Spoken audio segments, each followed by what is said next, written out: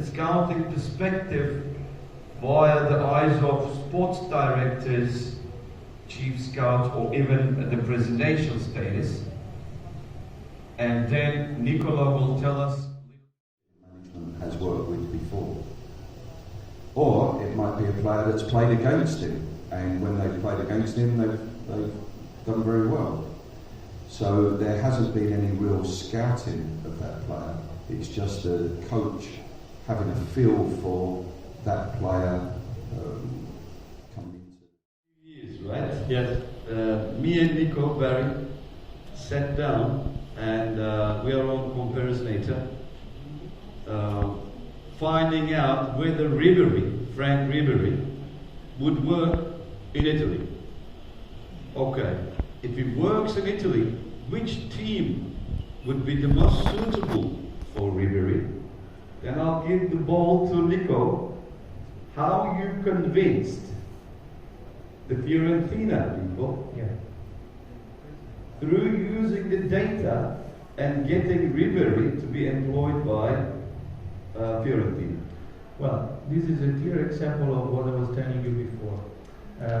And this is actually real communication between you and the sports director, right? Yeah. There is no secret, because everything is pretty clear. You know, back in 2019 in July, we had this discussion after meeting us in Florence, and I just asked him before to work on him if he could have been interested in that profile. And of course, you're talking about Frank Ribery. He's a top-class player, you know, but he was already 36. Yes. So here comes the question mark. Would he keep performing if I bring him to Italian Serie A at 36, as he did in the last year in Bayern Munich? And after also the feeling that the manager have during the feeling that you have about some players, but I think that we decide is always difficult, because you should leave out some important players, and this is not easy. But I think that it's very important, the feeling and working during the week. Thank you. And we'll play the game. Actually, I probably need to go a little bit backward, because already at the beginning of the season I tried to bring into the team players with high level of professionalism. I consider important those aspects equally or even more importantly. Another important factor that I try to build in the team sense of fair competition. About the starting 11, these are the aspects that I try to explain. First of all, the physical condition. So how is the team, you know, the single player is fit, he's coming from an injury or not, you know, this is the first aspect to check.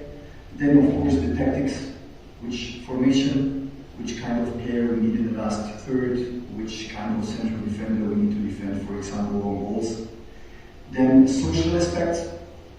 What I want to say with this is, you know, sometimes, for example, a coach is noticing that a player is not training with 100%, so you want to send a message. So I think that the last two aspects belongs together, you know.